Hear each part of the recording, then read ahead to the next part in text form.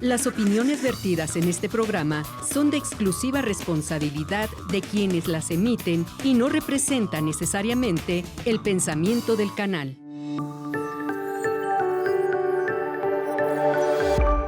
Sistema Michoacano de Radio y Televisión presenta. La inmunistoquímica es una técnica que permite la visualización y localización de proteínas específicas en secciones de tejido fijado y cortadas finamente. Esta técnica se basa en el uso de anticuerpos que se unen específicamente a las proteínas que se desean detectar.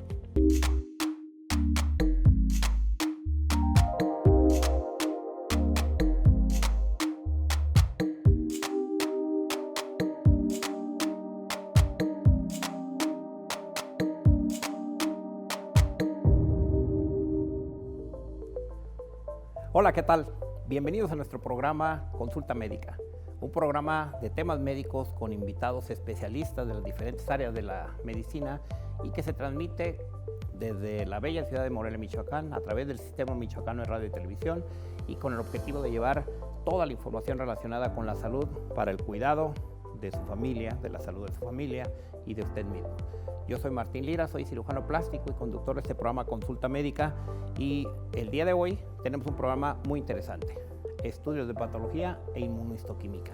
Seguramente les será difícil entender algunos conceptos de medicina de patología, de anatomopatología. Entonces, cuando nos dicen vas a necesitar un estudio de patología, de repente decimos, pues, ¿cuáles son esos laboratorios? ¿Para qué sirven esos estudios? Bueno, pues todo eso nos va a aclarar el día de hoy nuestro invitado, que enseguida se los voy a presentar. Y yo quiero decirles que vamos a ver una cápsula con toda esta información y regresamos para presentarles a nuestro invitado.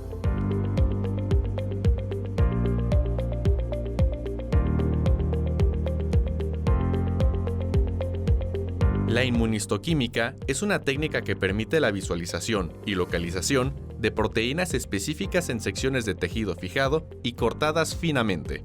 Esta técnica se basa en el uso de anticuerpos que se unen específicamente a las proteínas que se desean detectar. A través de esta, se pueden identificar proteínas diferencialmente expresadas en una variedad de tejidos incluyendo tumores, infecciones, enfermedades inflamatorias, trastornos autoinmunológicos, entre otros.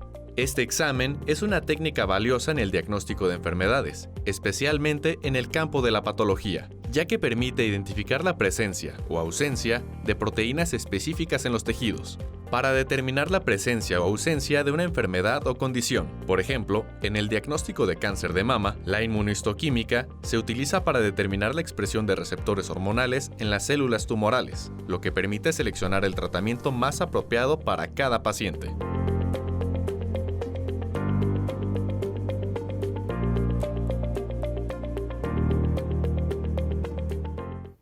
Bueno, pues, ¿qué te pareció toda esa información que vimos en la cápsula?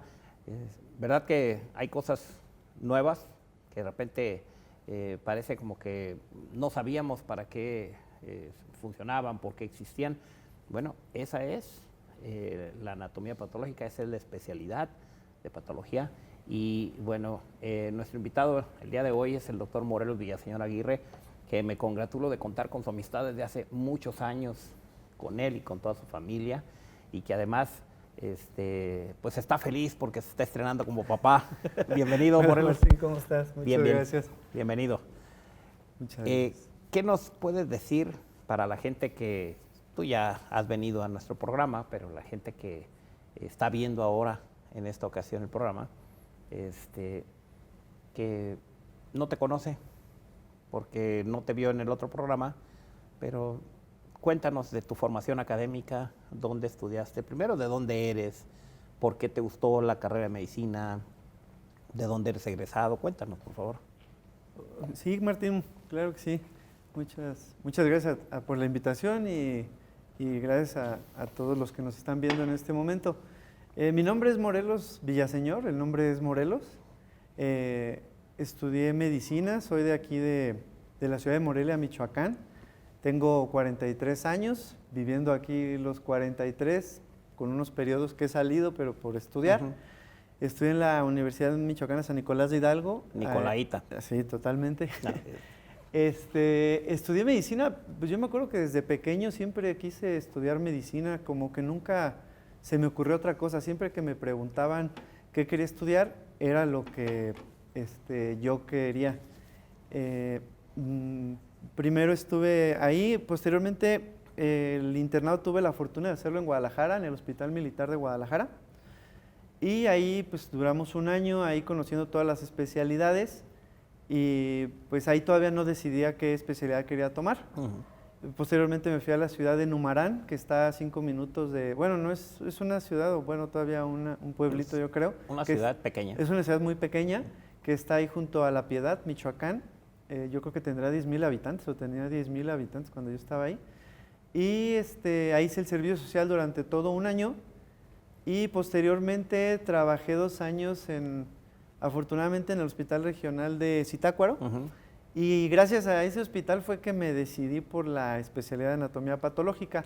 ¿Hubo algo que dijeras tú, por esto me gusta esta especialidad? Sí, A ver, ahí en el hospital, en un principio me gustaba mucho la clínica, y la clínica, pues entiéndase como la interacción con los pacientes, ver los estudios, preguntarles qué tienen, los datos clínicos, todo.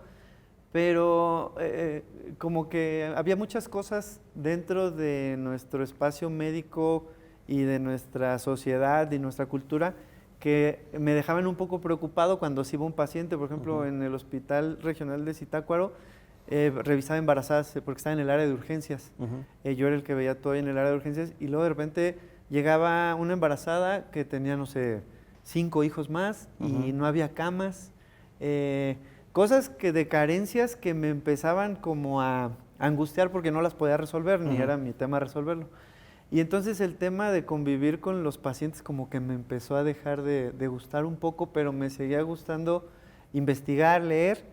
Y la anatomía patológica, que es mi especialidad, pues te aparta un poco de los pacientes, pero te permite seguir en contacto con las enfermedades, porque yo ahí en patología, como tú bien sabes, y en nuestro auditorio, pues les vamos a explicar que es, a mí me mandan como fragmentos de los pacientes, por así decirlo. ¿De tejidos? De tejidos, muy resumidamente, de cualquier parte del cuerpo, y yo voy a emitir un diagnóstico a través del microscopio y de diferentes tinciones. Entonces, eso me permite seguir ejerciendo pues, esto de la medicina que tanto nos gusta, pero no estar tan apegado a las circunstancias de cada paciente, o sea, y su entorno. Yo, la verdad, cuando a mí me llega un caso y que tú luego a veces me mandas, está muy interesante, pues ahí es cuando yo no sé nada de lo que hay alrededor de ese caso, o sea, del paciente en sí como casado, viudo, soltero, lo que sea, no sé. Lo que yo veo es la enfermedad como tal y muchas veces entre patólogos nos emocionamos como, por ejemplo, alguna enfermedad poco frecuente, no rara, sino poco frecuente, algún tumor. Y existe siempre esa comunicación en el microscopio de que, ve qué interesante tumor, qué bonito, qué padre. No en el hecho de que sea padre que alguien esté enfermo, sino de que está muy interesante, que no es frecuente que veamos eso y tenemos la oportunidad de verlos. Entonces, que puede ser un tumor benigno, además. Además puede ser algo benigno, pero sí, como no conocemos el entorno, tenemos esa oportunidad de ver como otra parte de la medicina al microscopio. Fíjate, Morelos y estimado auditorio, que esta área de la medicina es un área, digamos, importante como todas las áreas de la medicina, pero es un área en donde el resto de las áreas, muchas veces, en la gran mayoría, dependemos de un diagnóstico de evidencia, que son los diagnósticos que hace un especialista en esta área, en anatomía patológica. ¿Por qué? Porque sobre todo los quirúrgicos, que luego también los que no son quirúrgicos que hacen punción, biopsias, punción, etcétera, pero finalmente los médicos enviamos una muestra de ese tejido y lo fascinante de esta especialidad, aunque dices, yo no tengo contacto con el paciente, sí, fíjate qué interesante, no conoces el entorno del paciente porque no te mandan una historia clínica del paciente, te mandan una muestra de tejido con una redacción que en muchas ocasiones a veces viene muy escueta, o sea, muy vaga, ¿no? Sí. Y tú tienes que determinar en base a lo que ves un diagnóstico del que se va a tomar una decisión en el transoperatorio durante la cirugía o posterior a la cirugía, y es una decisión del cirujano de que puede ser un ortopedista, un traumatólogo, a lo mejor retirar una parte de un miembro, ¿no? de una extremidad, un tumor, lo quito todo, no lo quito, quito ganglios, ¿qué hago? Todo está basado en la evidencia que estas personas, me refiero a los doctores que están en esta especialidad, nos dan. Entonces tienen que estar capacitados al 100%, actualizados, a la vanguardia de lo que está pasando aquí en el mundo. Por eso mismo te felicito por esa especialidad que tú tienes, que siempre para mí me llamó mucho la atención, pero yo decía, se necesita una situación de investigación. O sea, sí, necesitas estar investigando. Ahora, existen muchos estudios de patología, diferentes estudios de patología. ¿Cuáles son los más frecuentes, Morelos? Del más frecuente que van a identificar todos, yo creo que puede ser la citología cérvico-vaginal.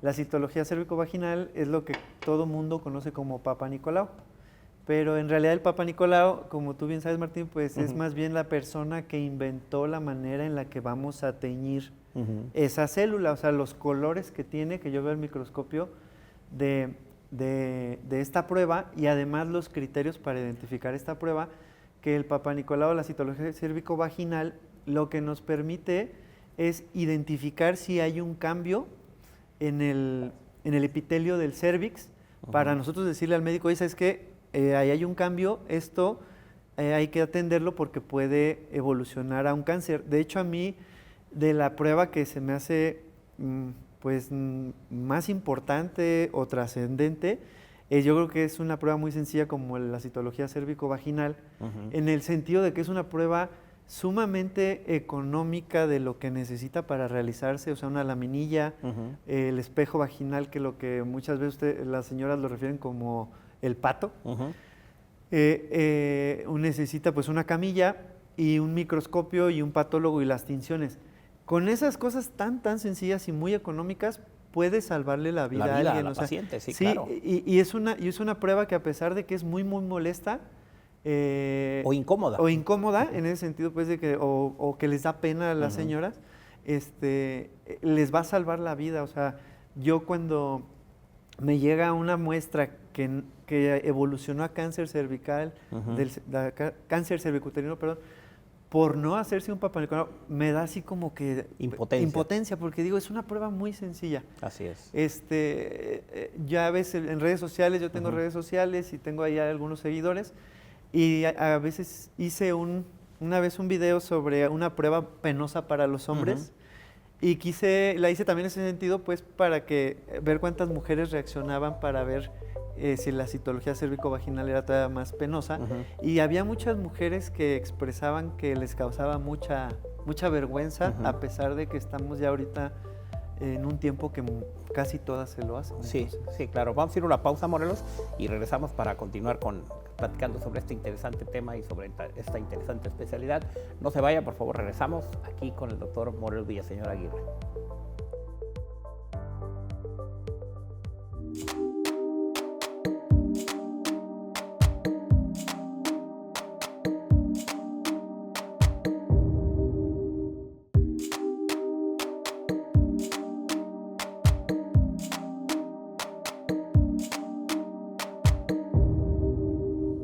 Regresamos aquí a su programa Consulta Médica, y bueno, el tema del día de hoy es los estudios de anatomía patológica e inmunohistoquímica, y que son realizados por un especialista en esta área de la medicina, que es anatomía patológica, y está con nosotros el doctor Morelos Villaseñor Aguirre.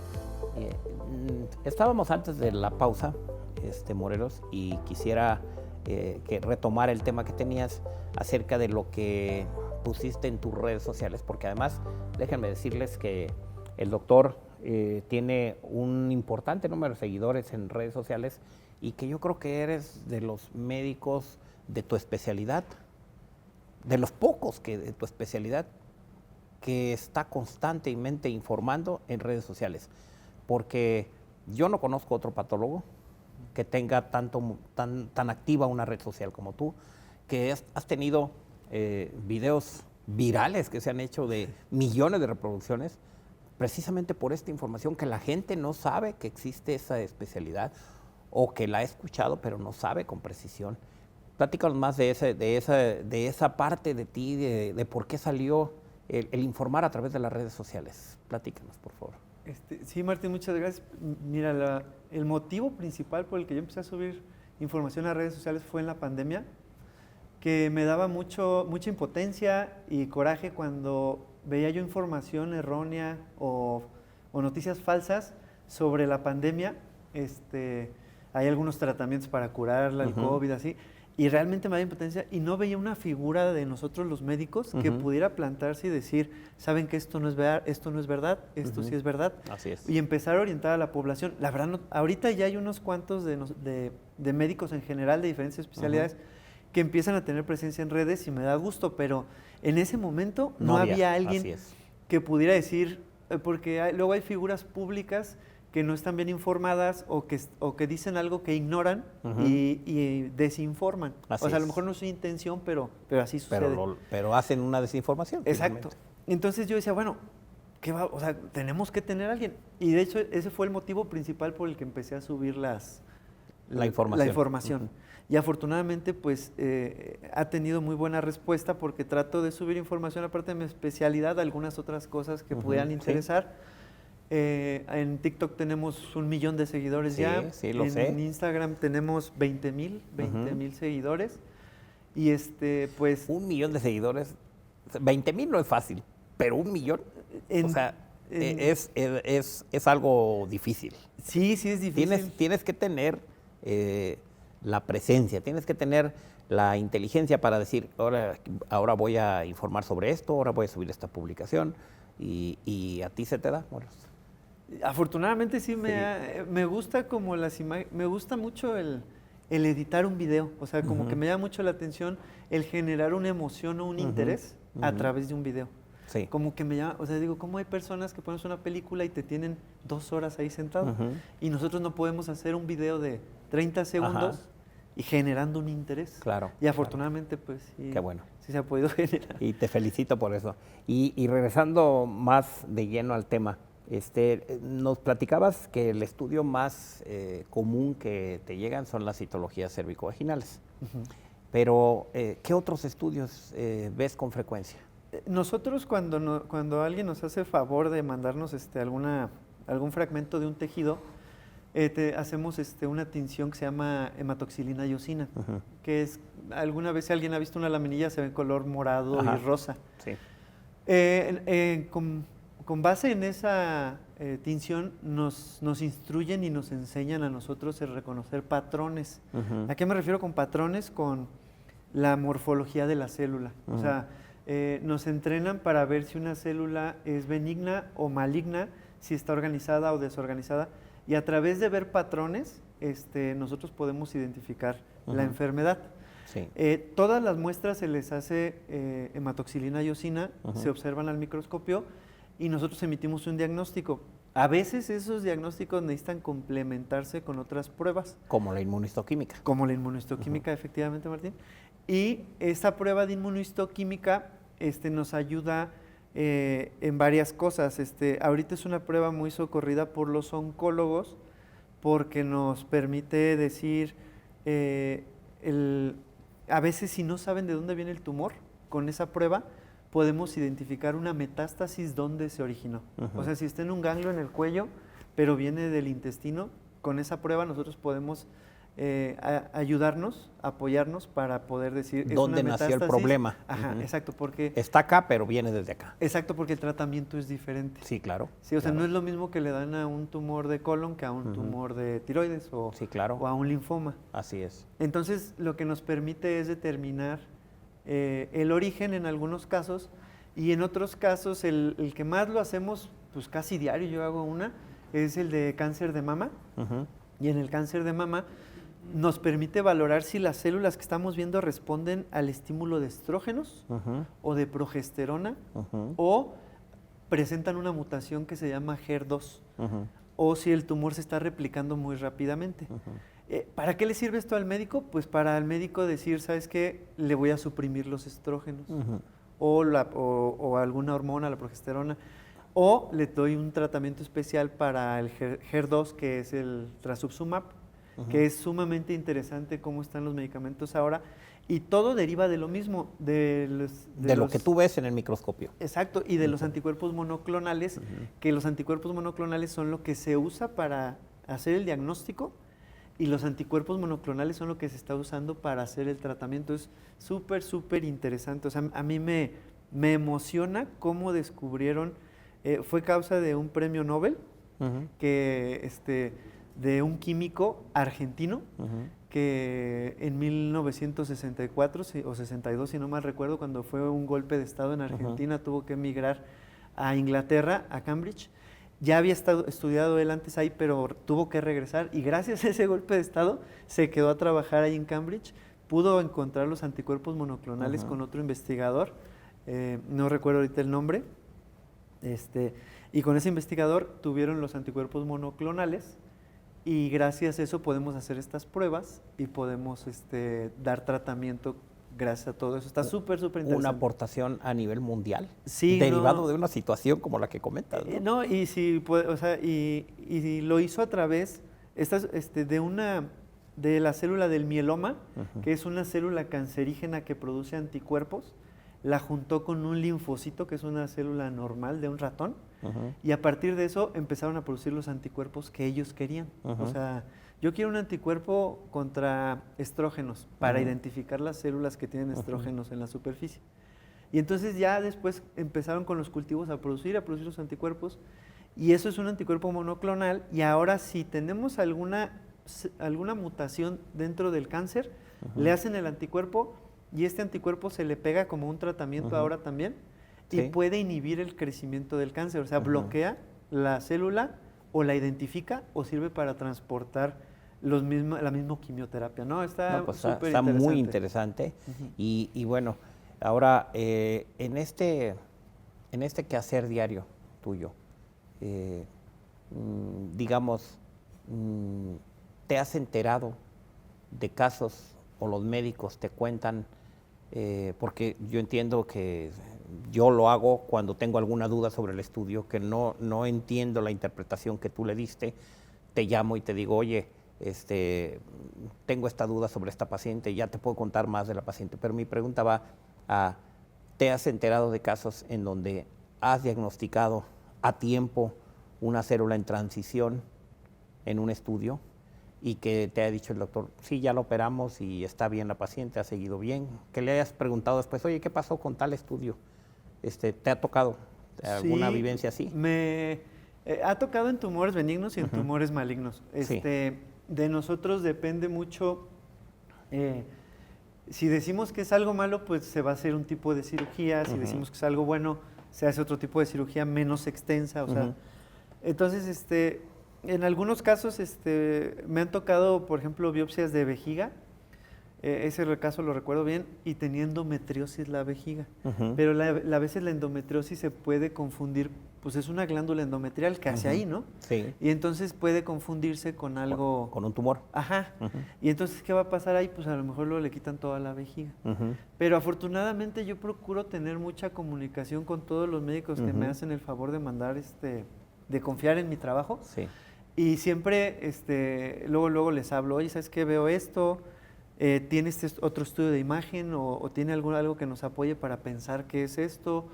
Y entonces creo que se debe de tener una comunicación importante entre nosotros, y que yo he generado con todas las personas que trabajan conmigo para poder llegar a buen puerto. Sí, pues que demasiado interesante, porque con esto que nos platicas, el especialista en anatomía patológica, como es tu caso, es parte no de un equipo, de muchos equipos.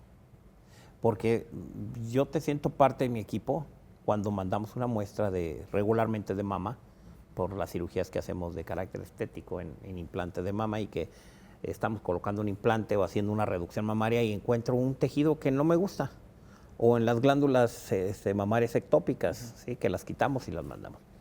Pero llamo y te consulto, las personas que trabajan conmigo te preguntan, te consideramos parte de mi equipo. Sí, muchas gracias. Pero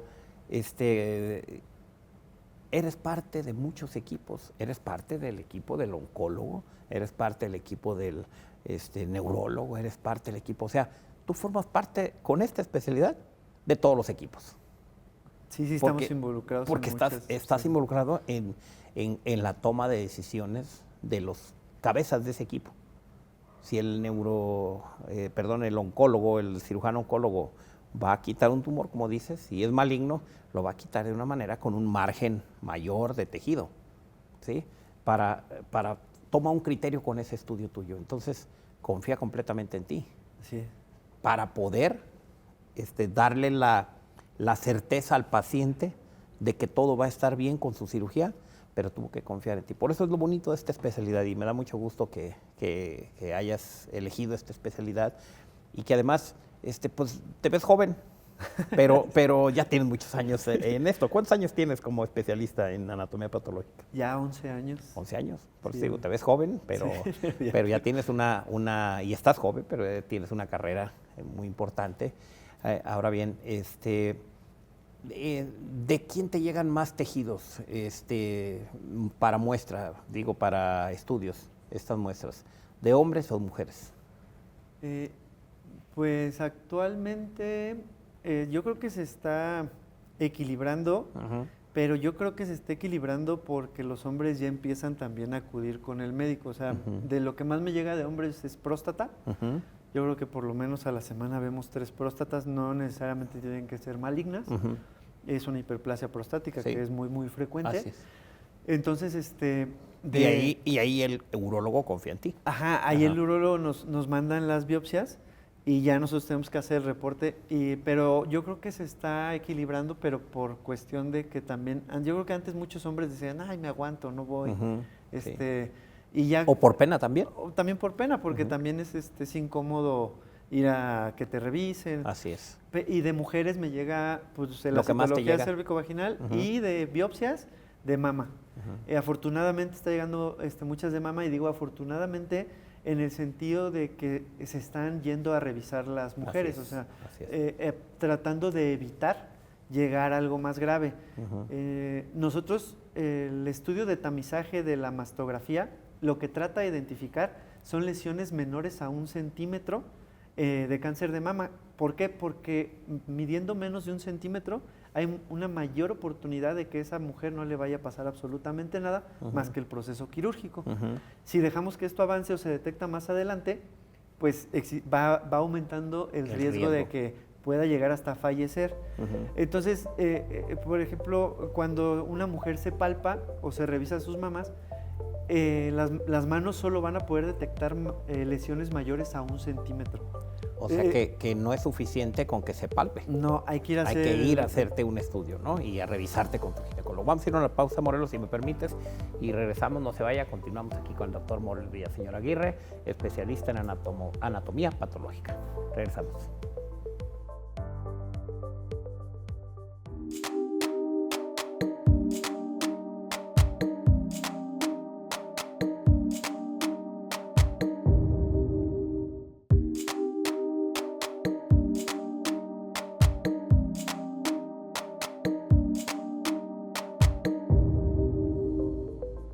Bueno, pues ya estamos aquí de regreso en su programa Consulta Médica. Y bueno, si usted acaba de sintonizar, yo le quiero recordar las formas en que puede pues, comunicarse con nosotros. Están los teléfonos aquí apareciendo en la pantalla, pero también que pueda ver nuestro programa en forma diferida. Y es a través de todas las plataformas de redes sociales, Instagram, YouTube, Messenger, puede comunicarse también. Estamos presentes por antena aérea del Sistema Michoacano de Radio y Televisión y también por internet a través de nuestra página sistemamichoacano.tv, puede ver la señal en vivo. Y bueno, pues usted ya nos conoce desde hace muchos años. Por favor, recomiéndenos, comparta esta información porque seguramente le va a ser de utilidad a alguien para que tome una decisión, para saber con quién acudir, etcétera, y sobre todo para que esté informado y tenga mayor cultura médica, que bien nos hace falta, nos hace mucha falta la cultura médica en nuestro país. Morelos, ahora En el proceso, tú tienes una subespecialidad, ¿sí? No nada más te quedaste en tu especialidad, platícanos de esa subespecialidad y por qué te gustó hacer este mayor adiestramiento en el área tuya.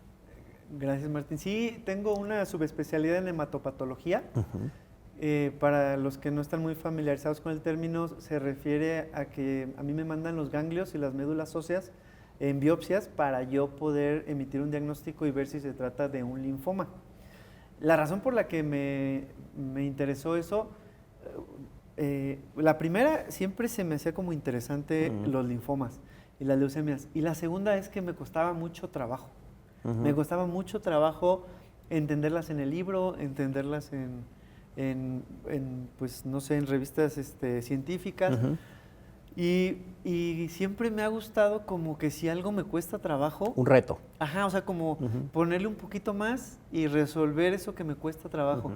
Y afortunadamente me recibieron o me aceptaron en el Instituto Nacional de Nutrición Salvador Subirán, que a mi gusto es el mejor hospital de México.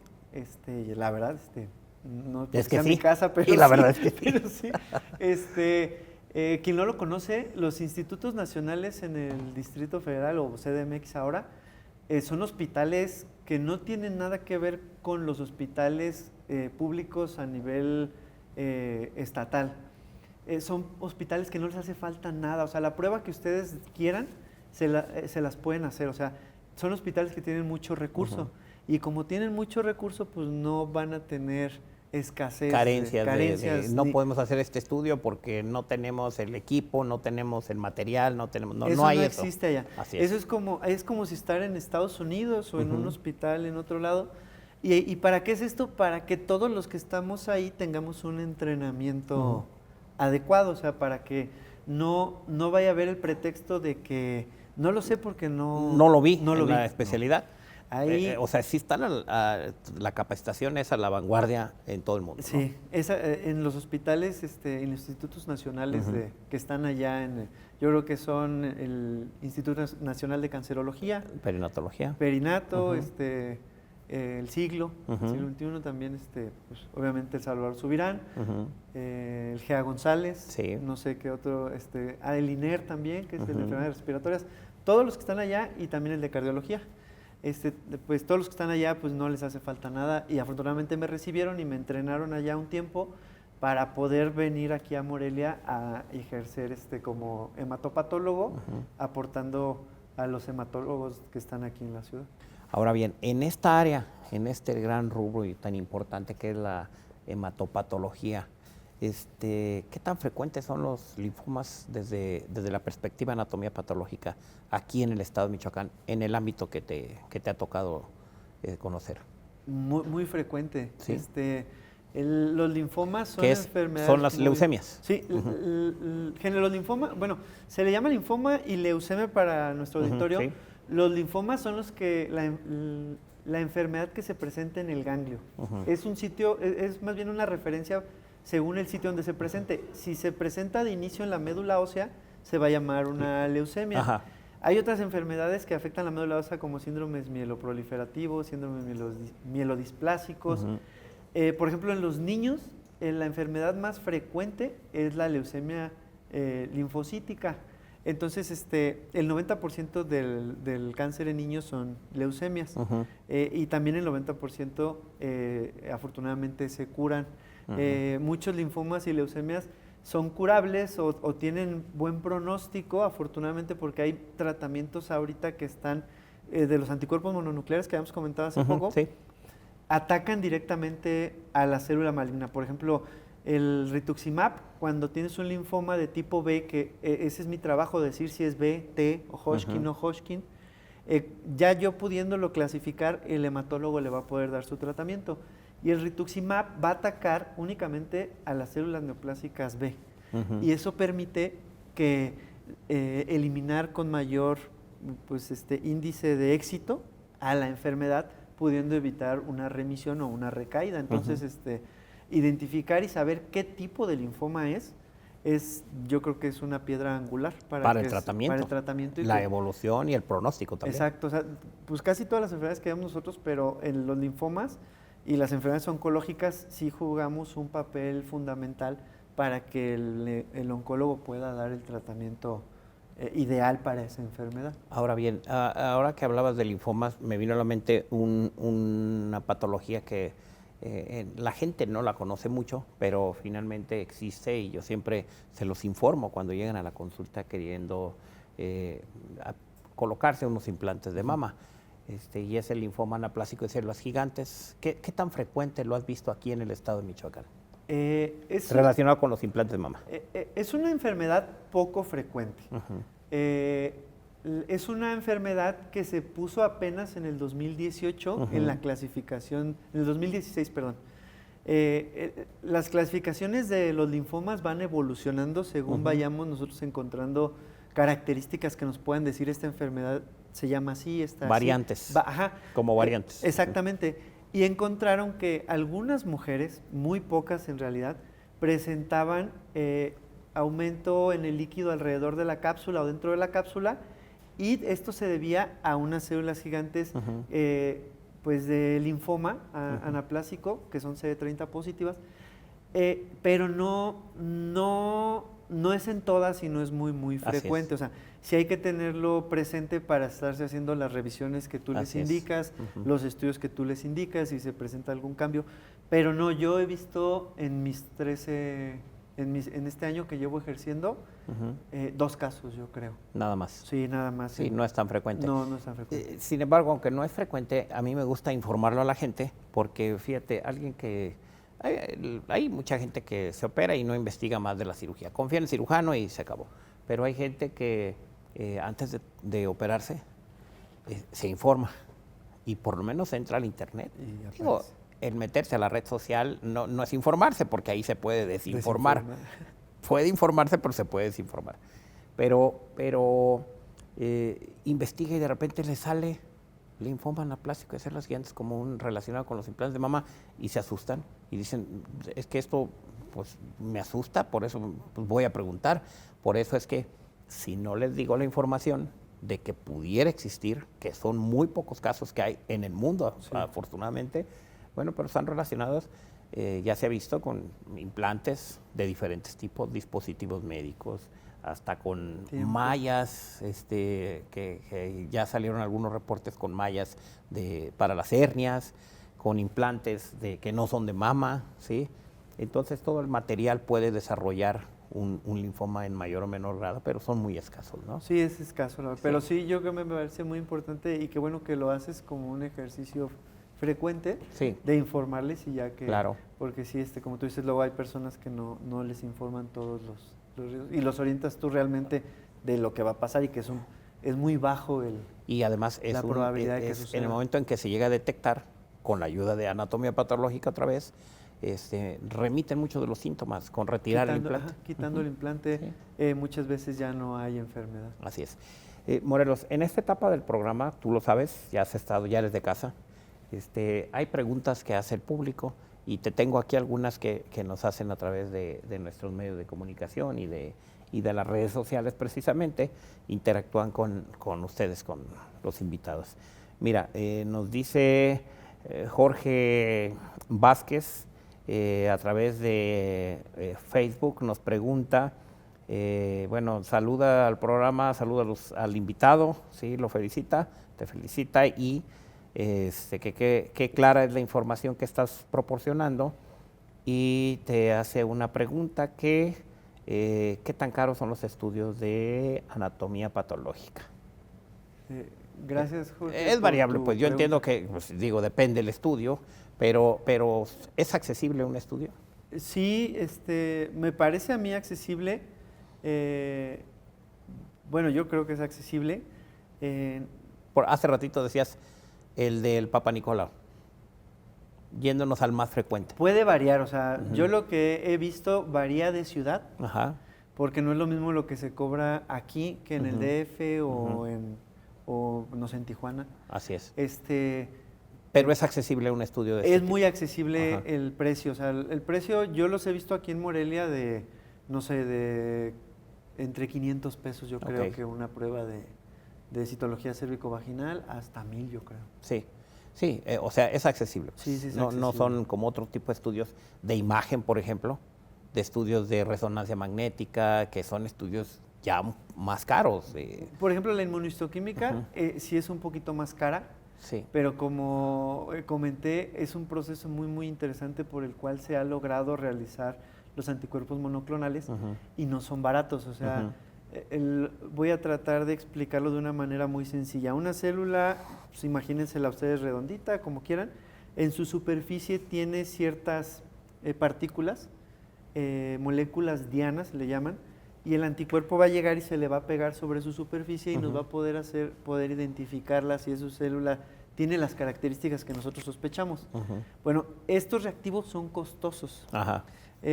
Por decirte, son muestras muy, muy pequeñas, menores a 0.1 mililitros, o sea, son muy pequeñas y cuestan algo, si tienen un costo elevado, entonces hay que cobrar un poquito más caro la inmuno para recuperar lo del material más que nada, o sea, porque a veces el mismo costo del material es muy elevado como para significar que tú le puedas subir más al paciente sabiendo lo que está implicando. Entonces, pero no todos se necesitan, los estudios que llegan a anatomía patológica, no todos se ocupan de inmunistoquímica. No, son los que ocupan inmunistoquímica son los que no saben de dónde viene el tumor inicial, el tumor primario.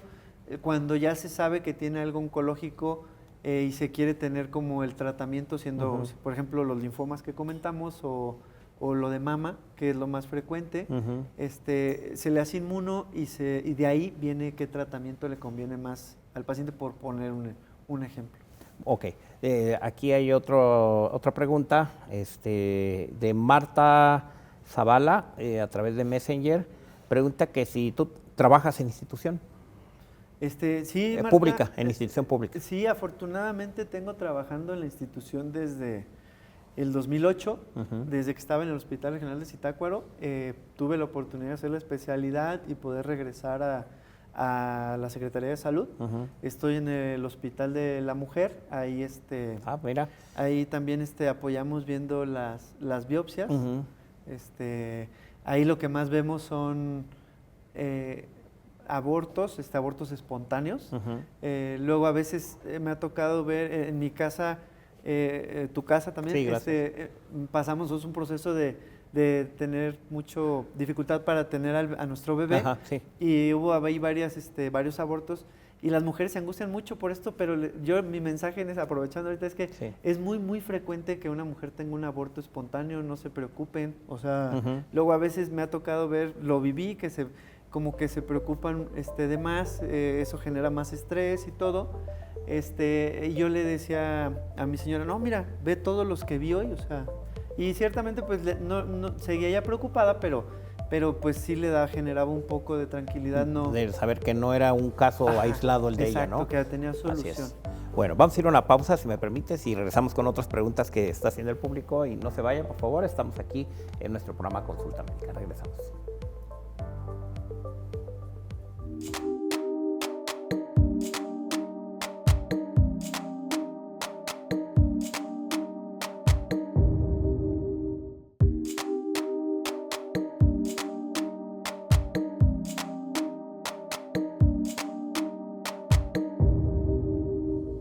Ya estamos aquí, pues desafortunadamente en la recta final de este programa, pero yo quiero decirle a usted y recordarle que si le parece interesante toda esta información, por favor compártanla en sus redes sociales.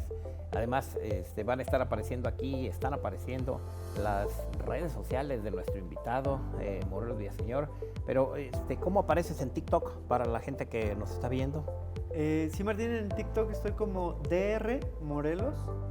DR de Doctor Morelos. Sin punto, DR Morelos. Okay. Y en Instagram es DR Morelos 81. Ok, para que nos sigan, por favor, y bueno, pues ya verán ahí todos los videos que sube el doctor, mi gran amigo Morelos, y cómo se han hecho virales. Les digo, los ha visto en cualquier parte del mundo, han visto tus videos, porque para tener 1 millón de seguidores es que tienes una penetración muy importante.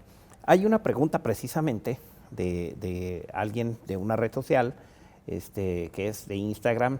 Nos dice Julio Martínez, a través de Instagram, felicita al programa, felicita al invitado y dice que esta especialidad le salvó la vida, fíjate bien, no es pregunta, es comentario.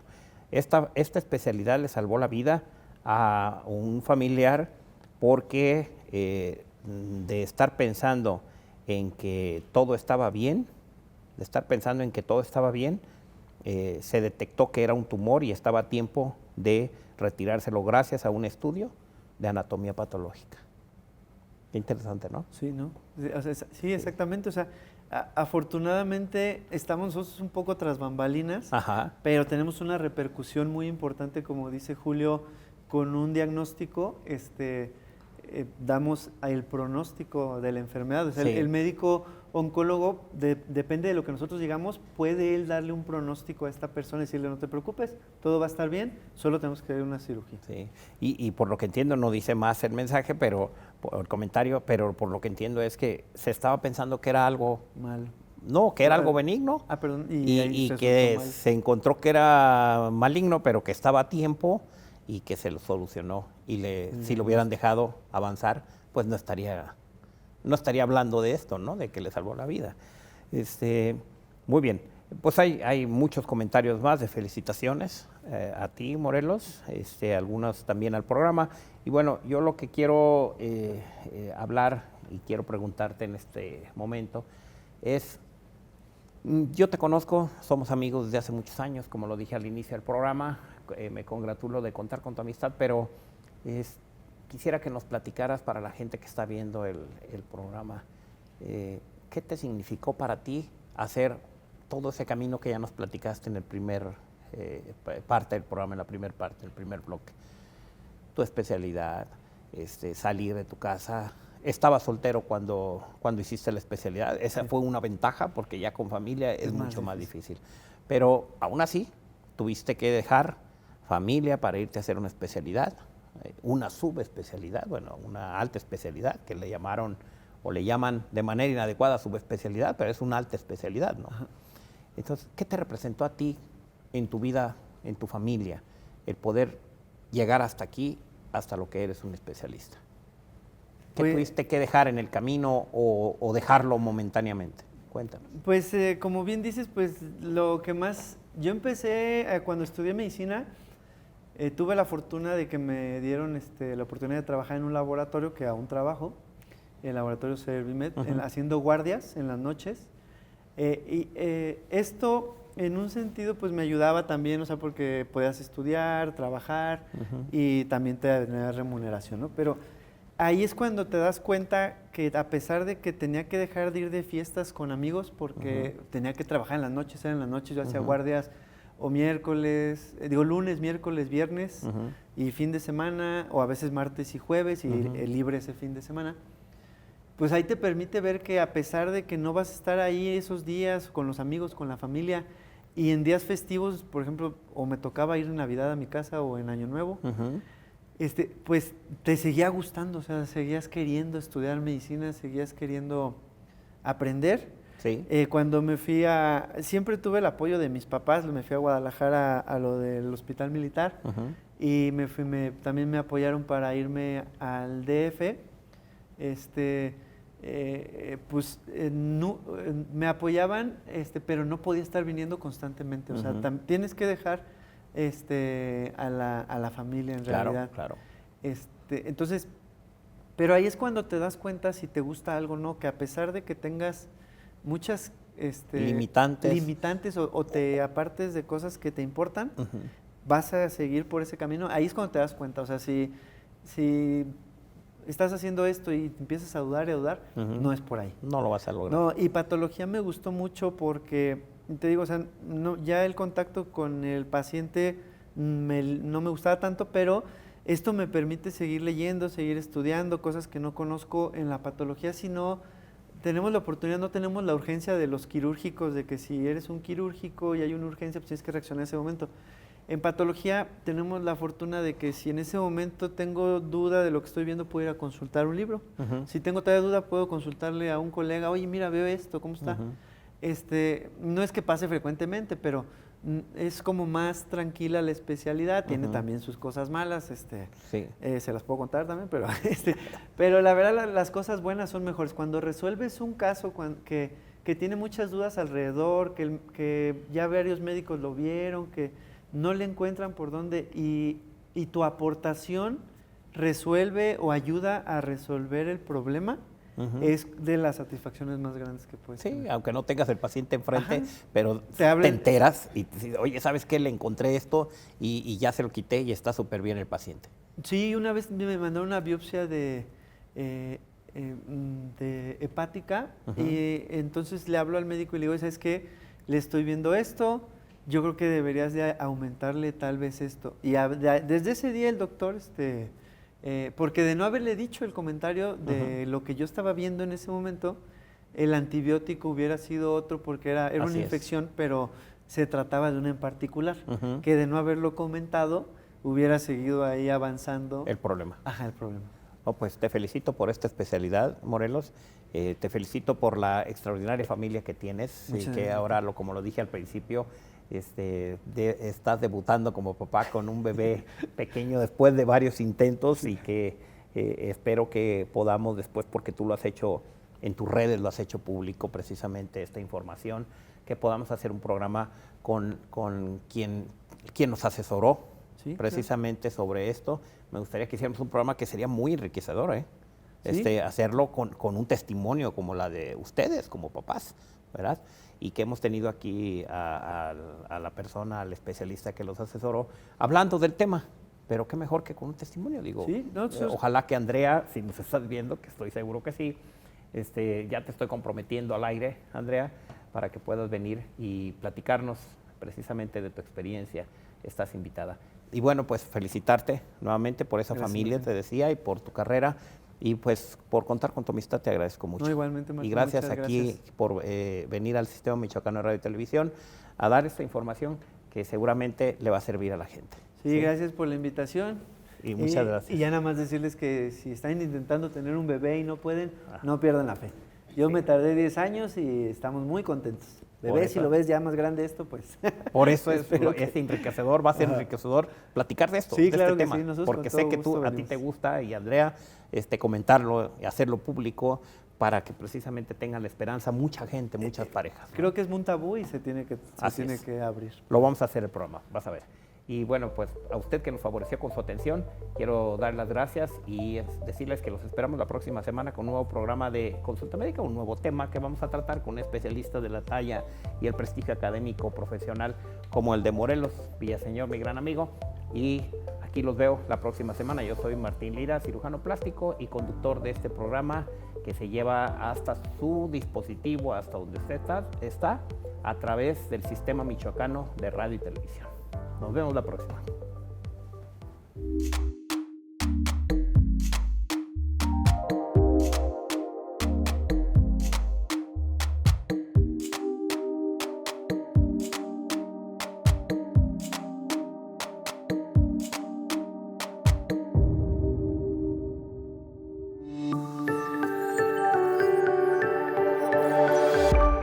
Sistema Michoacano de Radio y Televisión presentó